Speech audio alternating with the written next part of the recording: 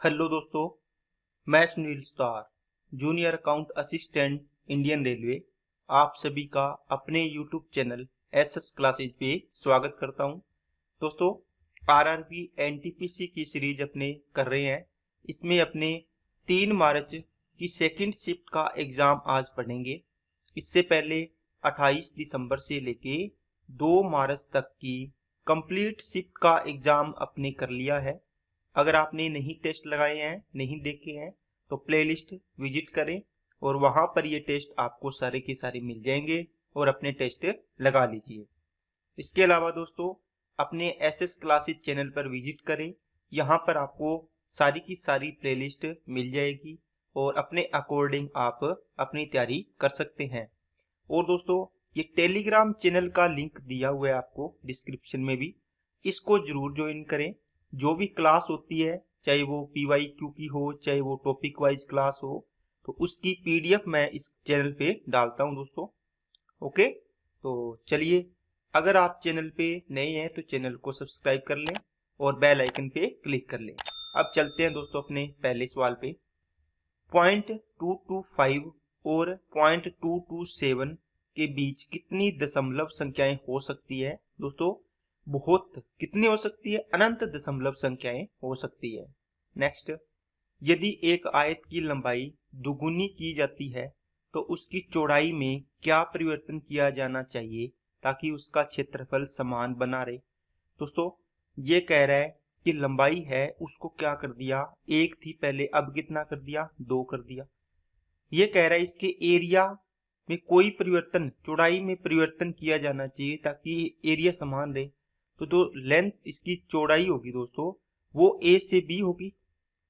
ठीक है, इसका मतलब एरिया में चेंज नहीं करना। आपने पढ़ा होगा दोस्तों, इसका फॉर्मूला होता है L इंटू B बराबर एरिया। अब ये कांस्टेंट है तो इन दोनों का रेशियो एक दूसरे का रिवर्स होता है, उल्टा होता है। इसको उल्टा लिख दो, 2:1। इसका मतलब देखो, 2 एकम 2 रहेगा एरिया, 2 एकम 2 रहेगा। लेकिन चौड़ाई को क्या किया आपने, आधा कर दिया। आधा कर दिया मतलब क्या किया, चौड़ाई आधी की जानी चाहिए। अगर परसेंटेज में पूछा होता तो 1 की कमी की है 2 पर, गुणा में 100%, तो 50% की क्या करनी पड़ेगी, कमी करनी पड़ेगी। नेक्स्ट, करुणा 1 घंटे में एक पुस्तक का 1/4 भाग हिस्सा पढ़ लेती है, वह 2 घंटे 15 मिनट में पुस्तक का कितना हिस्सा पढ़ लेगी? दोस्तों, 1 घंटे में ये पढ़ रही है कितना, 1/4 पार्ट। ठीक है, अब इसको 2 घंटे 15 मिनट का मतलब हुआ 2 आवर पूरे हो गए। 15 मिनट को 60 से डिवाइड करोगे तो 1/4 घंटा और बन जाएगा। ठीक है, 4 दूनी 8 और 1 9/4 घंटे में आपको पूछा है, तो 9/4 घंटे में कितना बढ़ेगी, 1/4 इंटू 9/4, तो 9/16 आपका राइट आंसर आ जाएगा। नेक्स्ट, इसमें दोस्तों आपने एक फॉर्मूला पढ़ा होगा क्या, 10A इंटू 10B बराबर होता है 1। कब दोस्तों, जब A प्लस B बराबर कितना हो, 1 हो, सॉरी 90 डिग्री हो। कितना हो, दोनों कोणों का योग, इन दोनों कोणों का योग 90 डिग्री। ठीक है, तो यहां देखो 25 और 65 को ऐड करोगे तो कितना बनेगा, 90। इसका मतलब ये 3 तो आ ही गया, इन दोनों से 1 बन गया। 35 और 55 से भी कितना बन जाएगा, 1 बन जाएगा। 10 45 1 होता ही है, तो आंसर कितना आ गया, 3। नेक्स्ट, 1.5 मीटर लंबा एक प्रेक्षक 26 मीटर ऊंची एक मीनार को 24.5 मीटर की दूरी से देख रहा है। प्रेक्षक की आंख से मीनार के शीर्ष का उन्नयन कोण ज्ञात करें। दोस्तों, 1.5 मीटर लंबा एक प्रेक्षक है, ये 1.5 मीटर। ये क्या कर रहा है, एक इसके पास क्या है, मीनार है। कितनी दोस्तों, आप इसकी दी हुई है 26 मीटर ऊंची मीनार है, 26 मीटर। अब बताओ, ये 1.5 है, इसको यहां से आप मिलाओगे आप, तो ये दूरी भी कितनी होगी, आप बोलो सर ये भी 1.5 होगी। ऊपर वाली कितनी बच गई, आप बोलो सर 24.5 बच गई। क्या बात समझ आई क्या? इस पॉइंट से लेके यहां तक की दूरी बच गई दोस्तों 24.5। यहां इसको मिलाओगे, ये 90 डिग्री है, और ये जो व्यक्ति है इसकी आंख यहाँ है, ये रहा, यहाँ खड़ा है ये व्यक्ति इस प्रकार। ठीक है, यहां से देख रहा है, तो बताओ इस ये कितनी दूर है मीनार से, इसने लिखा है मीनार से 24.5। ये दूरी 24.5 है तो ये भी कितनी होगी 24.5 बराबर ही है ना। अब देखो ये ट्राइंगल बना, इसमें जो लंबाई और ये देखो आधार और ऊंचाई बराबर हो, इन दोनों कोणों का मान बराबर होता है। ये भी थीटा होता है, ये भी थीटा होता है। ये 90 है, थीटा थीटा 2 थीटा भी क्या होगा 90 होगा। इसका मतलब थीटा की वैल्यू कितनी आ गई 45 डिग्री। नेक्स्ट सोल्व करना है दोस्तों, इसको करोगे तो ये 12 आ जाएगा, 4 से काटा 3 बार, 9 तिया 27 आ गया। ये 22 होता है, 22 तिया कितना आ जाएगा 66 आ जाएगा। ये कितना होता है 27 का स्क्वायर, 27 से 27 कैंसिल तो आंसर आ गया 66। नेक्स्ट एक पुरुष और एक महिला एक कार्य को 8 दिन और 12 दिन में पूरा कर लेते हैं। इसी कार्य को 2 दिन में पूरा करने के लिए 2 पुरुषों के साथ कितनी महिलाओं की आवश्यकता होगी। दोस्तों मेल और वुमेन मान लो, मेन और वुमेन, ये 8 दिन में, ये 12 दिन में, टोटल वर्क कितना हो गया आप बोलो सर 24 मान लेते हैं। 8 तिया 24, 12 दूना 24।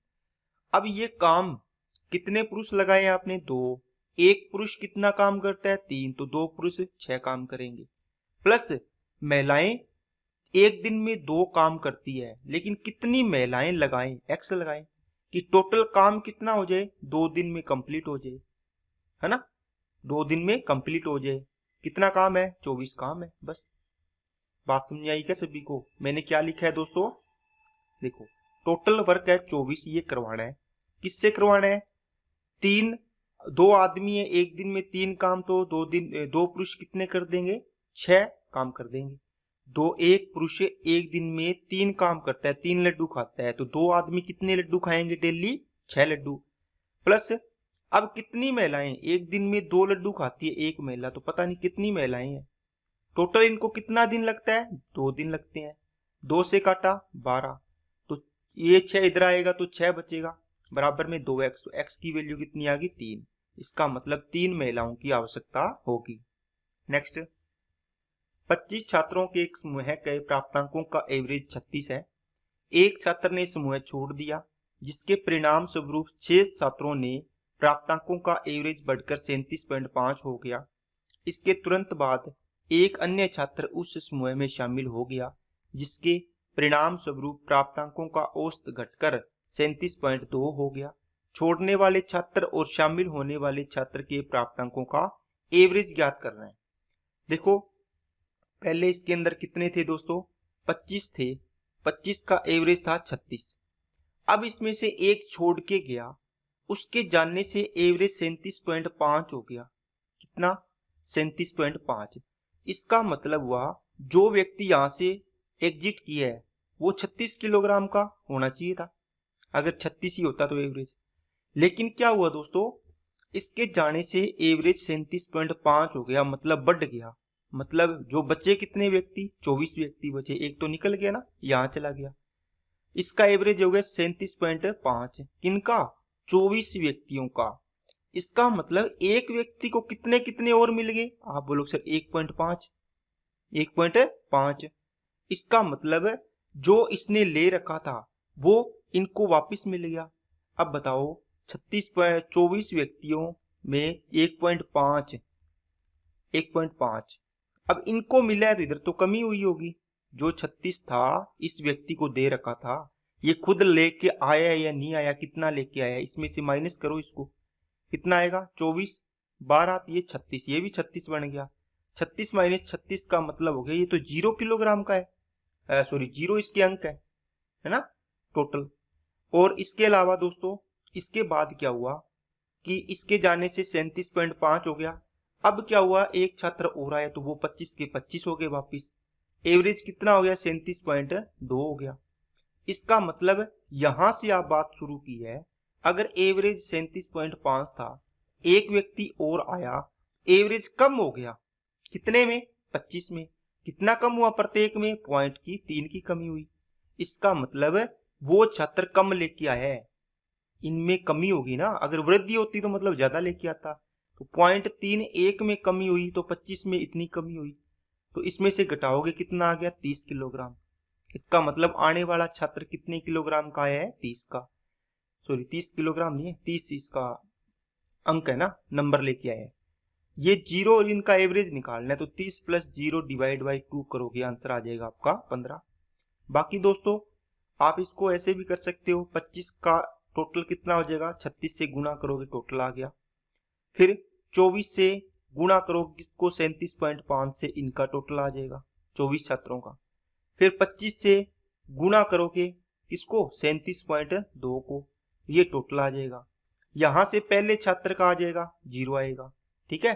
यहां से आप घटाओगे इस वाले पार्ट से और इस वाले पार्ट से, तो आने वाले छात्र का आ जाएगा 30 किलोग्राम, 30 आएगा एवरेज, है ना। एवरेज नहीं, इसके अंक, इन दोनों का एवरेज कितना आ जाएगा, 15 आ जाएगा। इसकी कैलकुलेशन कर लेना, ये बेसिक है। नेक्स्ट, 7 का वह लघुत्तम गुणज ज्ञात कीजिए जिसे 8, 12, 16 से विभाजित करने पर प्रत्येक मामले में 3 शेषफल बचता है। दोस्तों आप 7 का मल्टीपल देखना है, ये भी 7 का मल्टीपल है, ये नहीं है, ये भी है, ये भी है, 3 मल्टीपल हो गए। 8 से डिवाइड करने पर 3 शेषफल देखो, इसमें 8 से डिवाइड करने पर 0, इसमें 8 से डिवाइड करने पर 3, इसमें 8 से डिवाइड करने पर 0 शेषफल आ रहा है। आंसर हो गया आपका ये। बाकी दोस्तों इनका आपको एलसीएम लेना है, 8, 12 और 16 का क्या लेना है, एलसीएम इंटू के प्लस एवरेज जो रिमाइंडर बचे, ये आपका नंबर आ जाता है, जो 7 का क्या होगा, मल्टीपल होगा, ठीक है ना। इसका मतलब कितना नंबर आएगा, 16, और इसका एवरेज दोस्तों आएगा आपका कितना, 48 आ गया।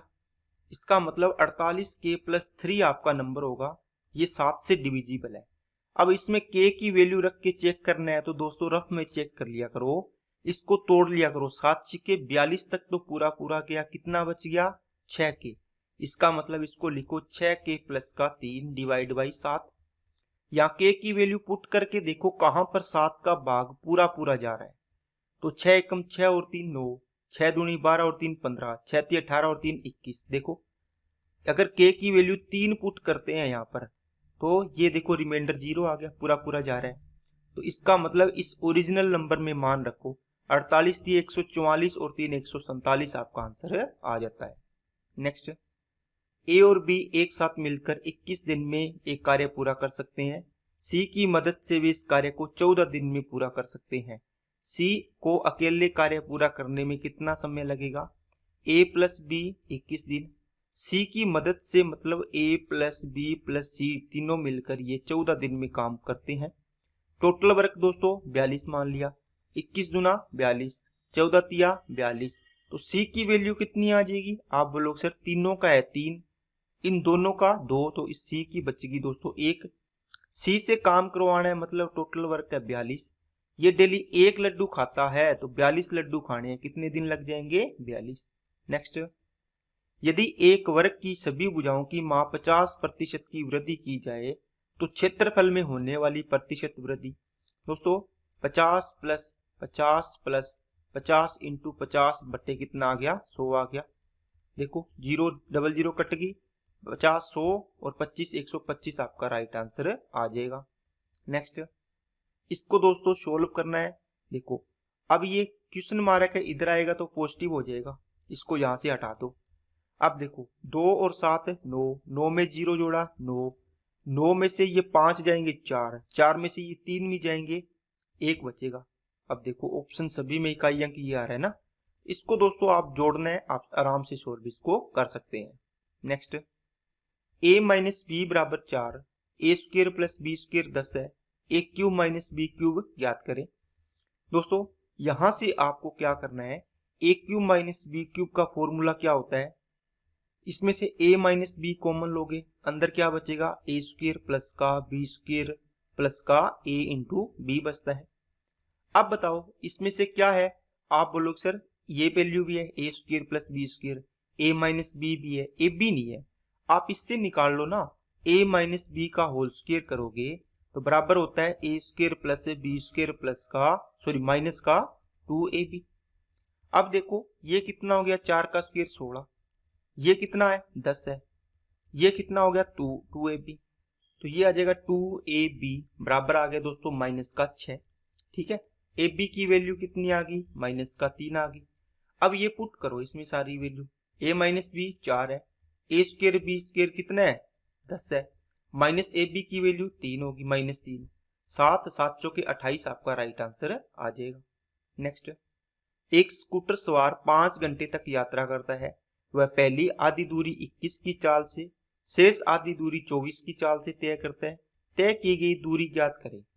दोस्तों डिस्टेंस फॉर्मूला लगा सकते हो आप, 2 into S1 into S2, 21 into 24 आ गया, बटे कितना आएगा, बटे 21 और 24 कितना हो गया दोस्तों, 45 हो गया।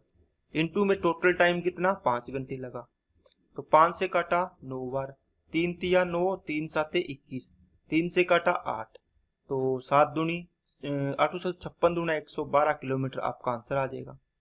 एक दोस्तों 21 की स्पीड से आधी दूरी गया, 24 की स्पीड से आधी दूरी गया।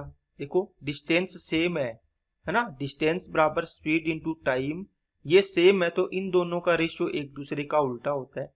3 से काटा 7 बार, 3 से काटा 8 बार, इनका रेशियो 8:7 कर दो, ये किसका आ जाएगा, टाइम का रेशियो, ये स्पीड का रेशियो था। टोटल टाइम कितना लग रहा है, 15 पार्ट, 15 की वैल्यू 5 घंटे, एक की वैल्यू कितनी आएगी, 5/15, 1/3 घंटे आ गई। ठीक है, यहां से इसकी वैल्यू निकाल लो, इसकी निकाल लो, उसके बाद आप दूरी निकाल सकते हैं, क्योंकि 21 की चाल से, 21 की चाल थी, 8 पार्ट की निकालोगे तो 8/3 आएगा टाइम, 8/3 से मल्टीप्लाई करोगे, ये वाली दूरी बराबर है, तो इसी को डबल कर दो, 3 से काटा 7, ये देखो सेम चीज बन गई। ठीक है, नेक्स्ट, यदि अंग्रेजी वर्णमाला के एक अक्षर को यादृच्छिक रूप से रैंडम चुना जाता है, इस प्रकार चुने गए अक्षर के स्वर होने की प्रायिकता ज्ञात करें। दोस्तों स्वर होते हैं ए, ई, आई, ओ, यू, कितने होते हैं, 5 होते हैं। अब इन पांचों में से चुनना है, कोई भी आ जाए, आप बोलो सिर्फ 5C1 कॉम्बिनेशन लगता है इसमें। टोटल कितने होते हैं, 26 अल्फाबेट्स होते हैं। ठीक है, तो 26 में से तो एक चुनना था, और इन वो भी चुनना कहाँ था, इनमें से। इसको जब सोल्व करते हैं तो 5/26 बन जाता है, तो इसका प्रायिकता कितनी आ गई, ऊपर घटना नीचे टोटल घटनाएं। नेक्स्ट, एक दुकानदार ने निर्माता से 37,500 में 25 कुर्सियां खरीदी, उन्हें 5 कुर्सियों के विक्रय मूल्य के बराबर लाभ पर बेच दिया। एक कुर्सी का विक्रय मूल्य ज्ञात करें। दोस्तों यहां देखो 25 कुर्सियां खरीदेगा तो 25 बेचेगा।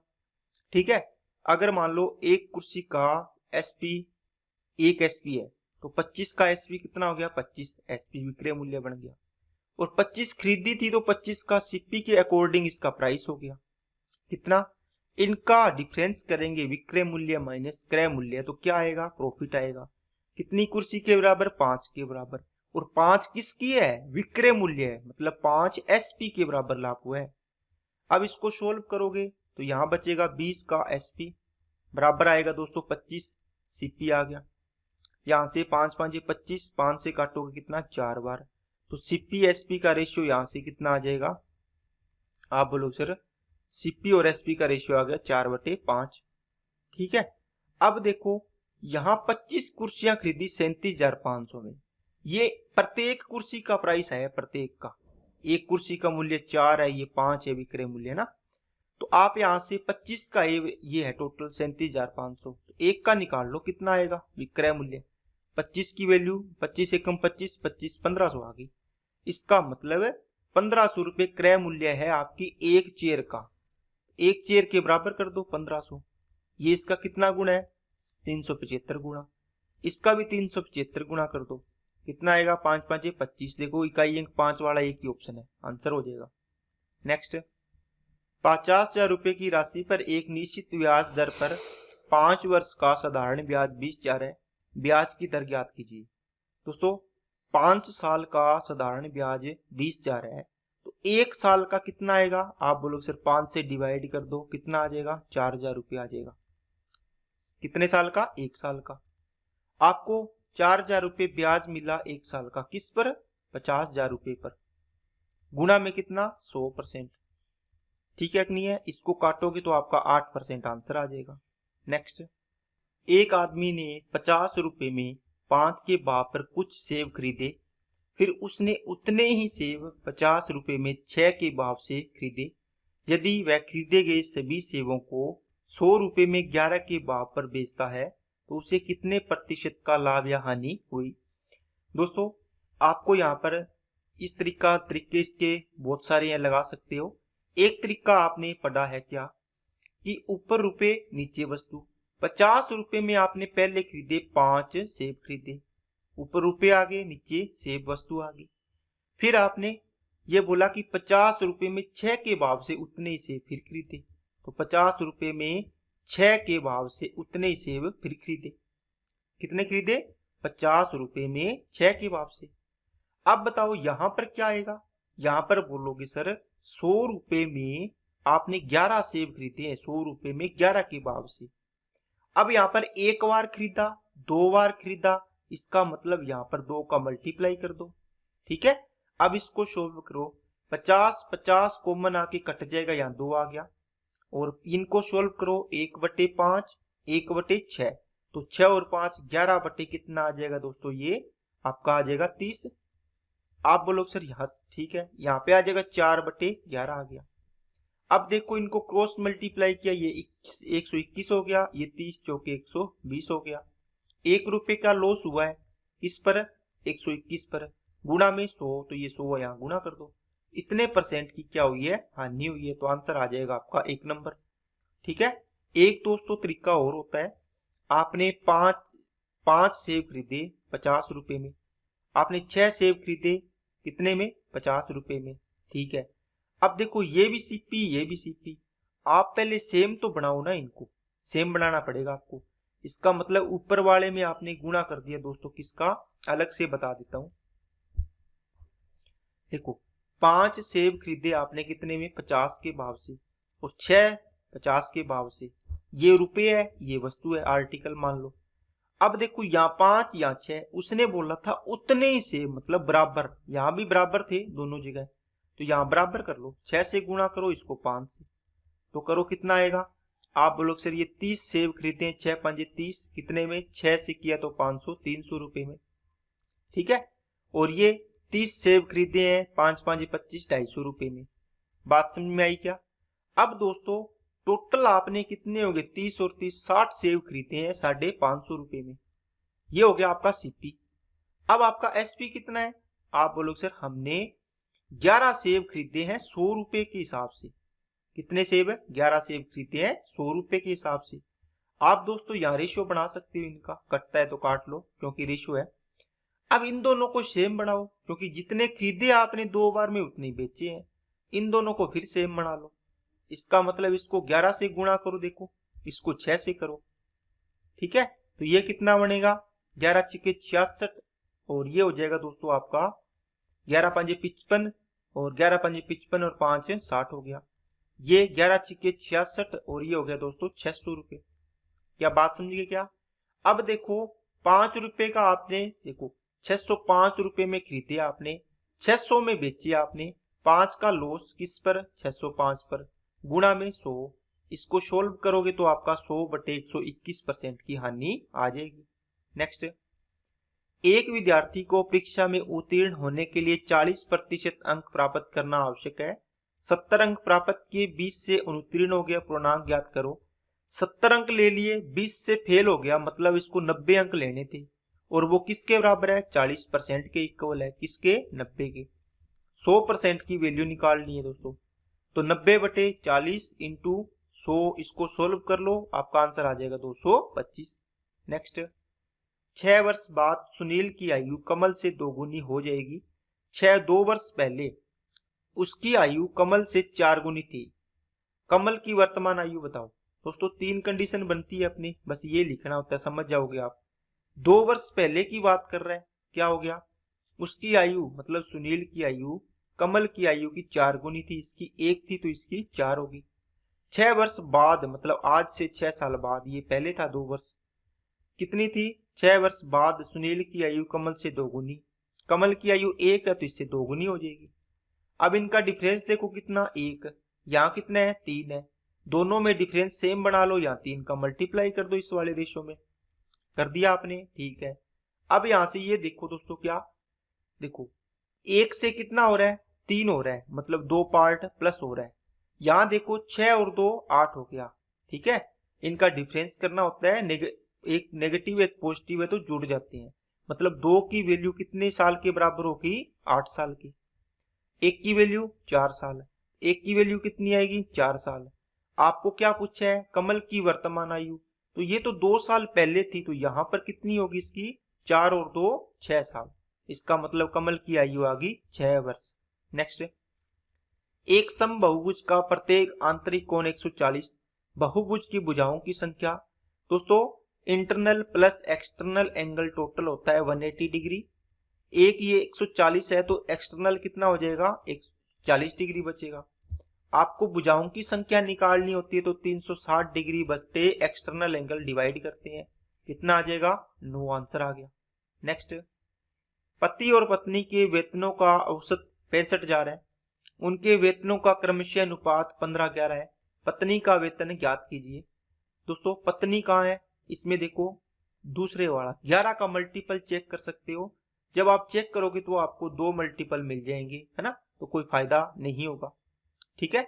इसलिए आप 15 और 11 26 पार्ट की वैल्यू किसके बराबर होगी दोस्तों, आप बोलोगे सिर्फ 65,000 के, नहीं दोस्तों 65,000 इंटू कितना 2 करो, या ये एवरेज है तो इसका भी एवरेज निकालो, क्योंकि इनका एवरेज निकालोगे तो 26/2 13 के बराबर 65,000, एक की वैल्यू आएगी 5,000, या फिर इसको डबल बना लो टोटल, ये भी टोटल है, ठीक है ना। तो यहां से कितनी आ गई, एक की वैल्यू आ गई दोस्तों 5,000, इतनी आएगी क्या, सॉरी वो तो उसमें आनी थी।